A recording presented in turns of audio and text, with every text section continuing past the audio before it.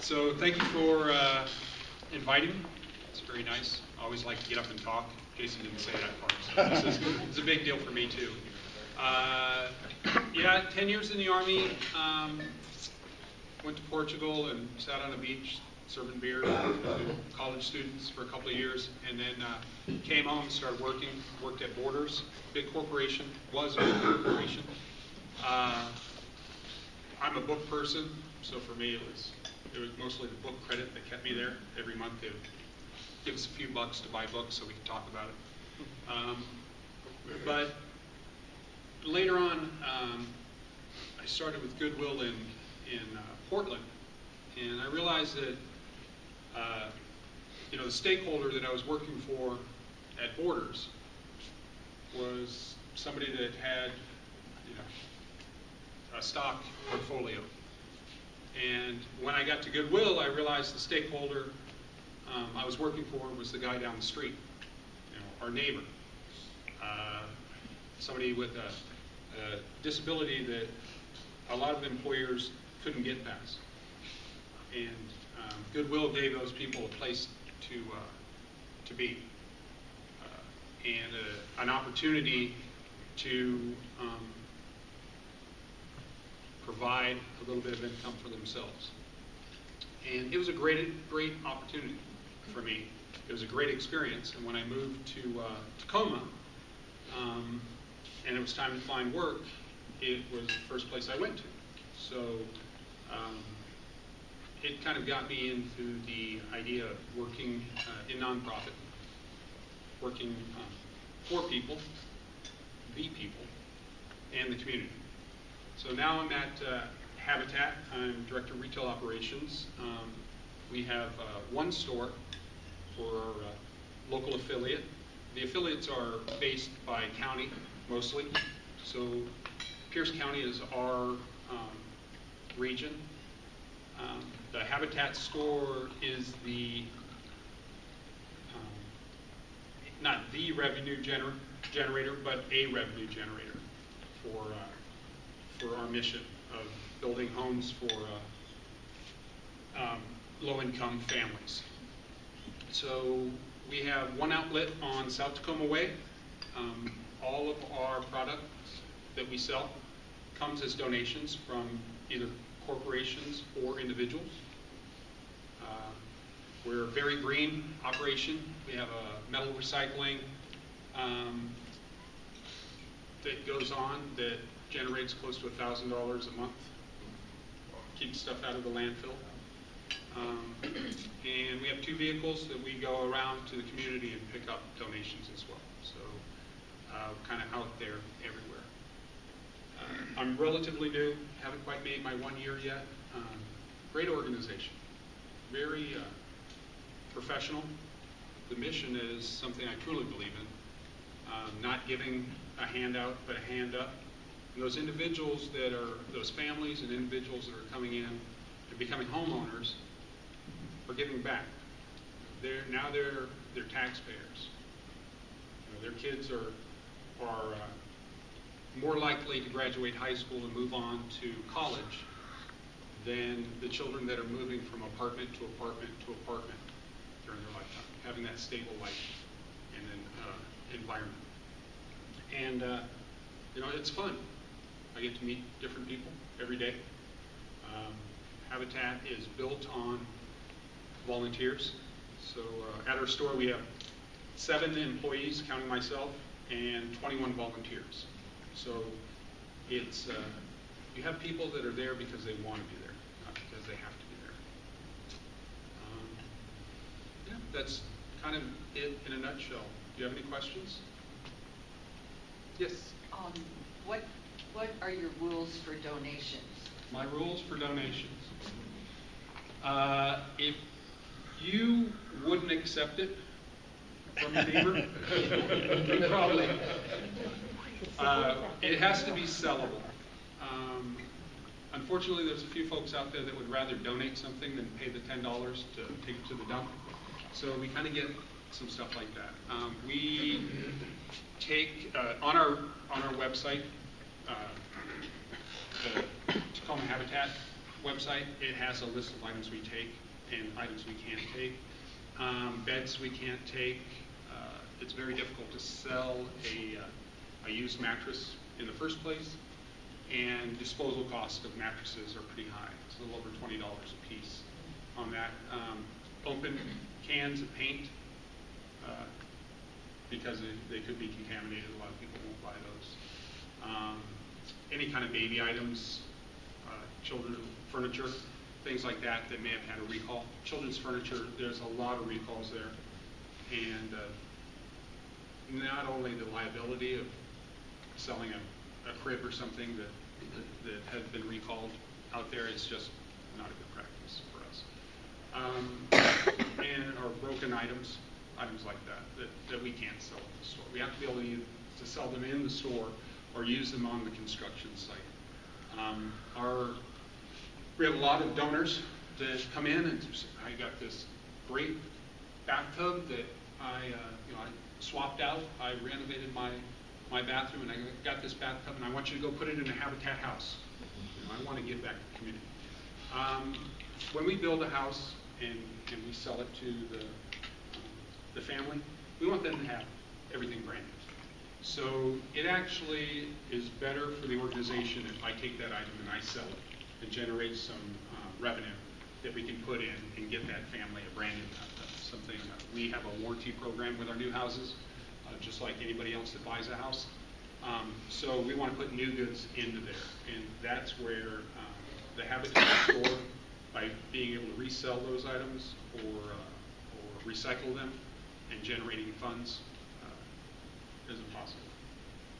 Yes. Do you sell things that are surplus from a job site that haven't been used? You know, our construction, our director of construction is a pretty savvy guy. We're a very lean organization. So before we go in, to the job site, we have a job costing program. So we try to buy just what we're going to need for that job. Usually those items are used on the next site. When we get a large corporate donation, a lot of times there's a stipulation that it can only be used on the job site, and it cannot be sold in the stores. So typically, if it goes to the job site, it stays there. If we do one of the programs we do is we rehab houses. If our construction guys, our construction manager goes into a home that they're rehabbing, the cabinets, they want to replace those with new cabinets, we may get those from that site. But typically, if a new item comes from a corporate donor and goes to the job site, it has to stay on the job site. Yeah. I have rental properties, and tenants break things, so I'm a frequent shopper at your store. I do have a question. How do you price things? Sometimes I find things that are even more than retail that I can buy at Home Depot. Otherwise, they're very competitive. That's so only kind for of you. Curious about that. You know, it's hard. I like to consider myself an expert at everything, but I know I'm not. And you know, we are only as accurate as our familiarity with an item is. What we try to do is when an item comes in, we look it up. We have the internet. So we'll look it up and see what the retail price is, and we try to go 50% on that, and then base that on the condition. We don't get everything right. You're absolutely right. None of us do. I would rather err on the side of a little higher, because as we go along, we have a color discount program. So we'll price everything with a red tag, and then a month later, if it hasn't sold, it'll go to 50% off. So we'll, at some point, that item that was overpriced over retail is going to be in the sweet spot, and it's going to sell. You know, the things that kind of makes me crazy is when we put something out there for $100, and somebody runs up and buys it, and then we see it on Craigslist for $1,500, and it only lasts a week. You know, I know we missed our mark, and we're not really generating the revenue for the organization that we should be. So I do apologize on the things that are a little higher than retail, but I'm sure you got a couple of things in there that were a bargain, so it probably all works out. Yeah. Different product lines, you know, I visited the one down Jalop Avenue. I haven't visited this one here on South Tacoma Way, but I noticed that they had used furniture too that people use. Yeah. Furniture is actually our largest selling category. So if it's, we love to get furniture. We really do. We have such high turnover with the base. So a lot of our customers are military that are coming in for 18 months, a couple of years here, and you know, they just travel light and buy whenever they get to their new duty station. So we see that quite a bit. And also our families. You know, our mission is housing for low-income families, and you know, it costs a lot to furnish a whole house. You know, especially if you're coming from a one-bedroom apartment that you're sharing with your 2 kids, and now everybody has their own bedroom. Things start coming up. So we love furniture. As long as it's in sellable condition, we'll come pick it up, or you can drop it off at the store. So what are there other items that are good ones? Like I saw light fixtures. I mean, all sorts of things. You know what? Yeah. Almost everything but clothing and houseware. Yeah. Occasionally we'll take a box of dishes with when somebody comes to deliver some couches or anything else.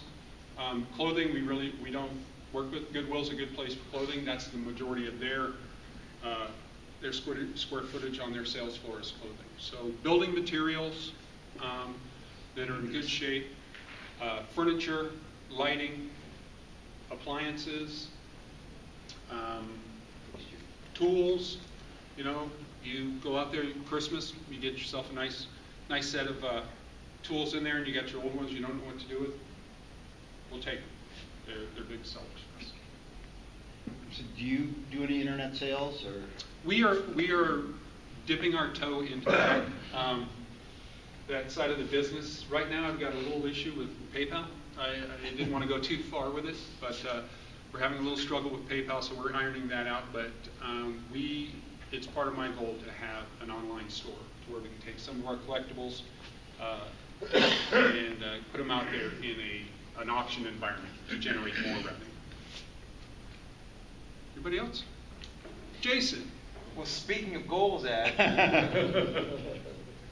moving forward in the next 5 years, what are the 5-year plans and goals for the store operations? My marching orders are to have 5 outlets in Pierce County in 5 years. So we're looking out in East County, Puyallup, Spanaway. Unfortunately, the Pierce County kind of dies at the Emerald Queen, and so King County has Federal Way, and Auburn, which I'm familiar with those 2 markets. I've been trying to get in there, but it's just crossing that frontier is going to be tough. So we're looking to put 5 more outlets or 4 more outlets for the store, and if things run the way they're doing now, we'll be generating close to $1 million net at that 5-year point for our organization. Yes. You said you had some trucks. You could pick up something big. Yeah, we have 3 trucks, 2 flatbed and 2 box trucks that we schedule. Right now, I think we're about 10 days out, depending on which part of Pierce County you live in. If you call the store, you will get a hold of one of our supervisors, and they set you up for a pickup. Yes? I just want to say thanks to Bill Bryce, we have a corner in our garage that we gather things for.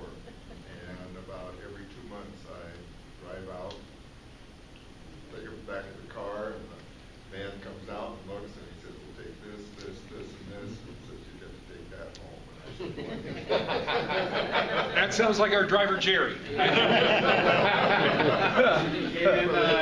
you know, it's very easy to do, and it's close unload, and you just drive through, and they're right there and help you unload. It works very well. Good, good. That's the whole point. I mean, you know, our most of our donors are repeat donors, so it's very important to me to hear that our guys who are out there, the guys that's driving the truck, you know, that's the person you see. So your worst employee is what, you know, your customers see. So I'm hoping that he's presenting himself well and professionally, and Habitat's a very important asset to our community, and I want to make sure we're representing ourselves well. Yes? Talk about the tax deductible portion of the donation. Sure. How does that work? So when you make a donation, you'll receive a tax form. We're 503C organization. 501c3. Okay. I'm a retail guy. So you can describe the value of your item here, and all the information that you need, everything that your CPA is going to say it has to have this statement is going to be on our tax receipt, and you keep that, and you deduct that at the end of the year. Yes? Any plans for Gig Harbor store? You know, yes, there is a plan for Gig Harbor store, but it's tough with the rents in Gig Harbor. So we are always looking. If anybody here happens to have an extra 7,500 square foot retail space that you would like to go a little bit below retail in the rents, please call me. I will be right there. We would love to get into Gig Harbor. When I was with Goodwill, it's a good partnership. That Goodwill there's a lot of donations. People at Gig Harbor give a lot, and we appreciate it. We go twice a week there with our trucks. So yeah, we would love to go to Gig Harbor. It's just kind of the real estate. Can't really get into uptown at $35 a square foot. It's just we don't generate that kind of revenue. Jason. So looking at kind of the general retail operation at the store, so just kind of give us an overview of, I don't know if everybody in the room's been in the store, but square feet wise, what percentage of the store is occupied by furniture sales, tools, kind of what's the general layout of? So we'll start with the basic. We're open 9 to 6, Monday through Saturday. The store is one building with our corporate office and our warehouse, but the actual sales floor is about 7,500 square feet, and then we have a 2,500 square foot donation area processing where we bring in the donations, clean them, price them, put them out on the sales floor. Probably about 60% of the sales floor is furniture. The rest is building material, lighting, plumbing. And it's, when I worked at Borders, and you sold a Harry Potter book, and everybody wanted a Harry Potter book, you could order 15 cases of Harry Potter books, and your life was easy. When everybody wants brushed nickel lighting, and all you can get is brass lighting from the 80s, then you kind of have to look at the brass from the 80s, and you have to make sure that that's ready to go. Our inventory really flexes with our donations. I can't call up and say, we need furniture donations this week, double all of our furniture donations. It just doesn't work that way. You kind of get what you get, and as my daughter has learned, you don't get upset, and you make it work for the organization. Yes? Is it still called the Restore? We are nationally, Goodwill International, they have it marketed as a Restore. The state of Washington, there was a Restore here before we got into the market. And so we are the Habitat for Humanity store. So Restore is a different organization here.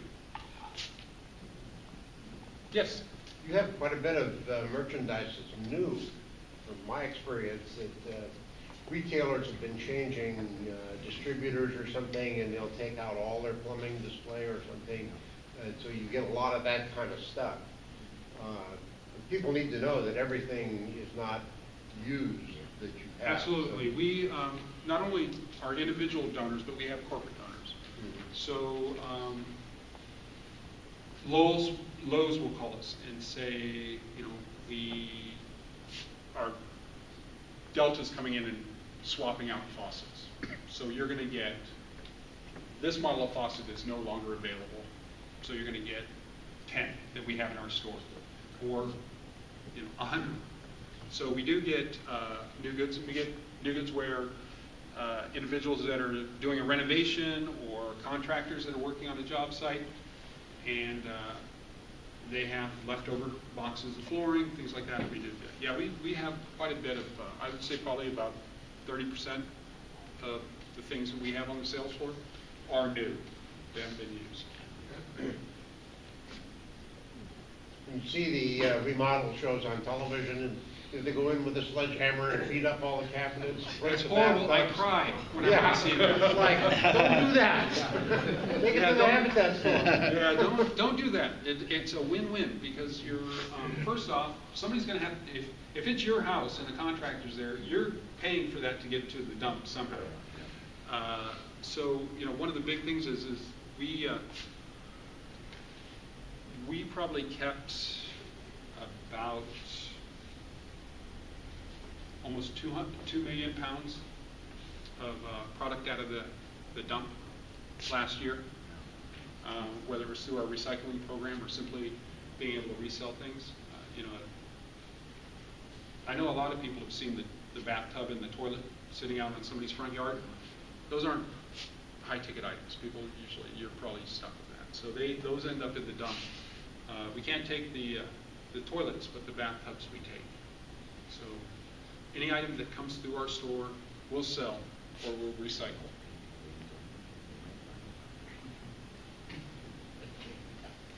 Good? Okay, thanks so much. You bet. Appreciate it.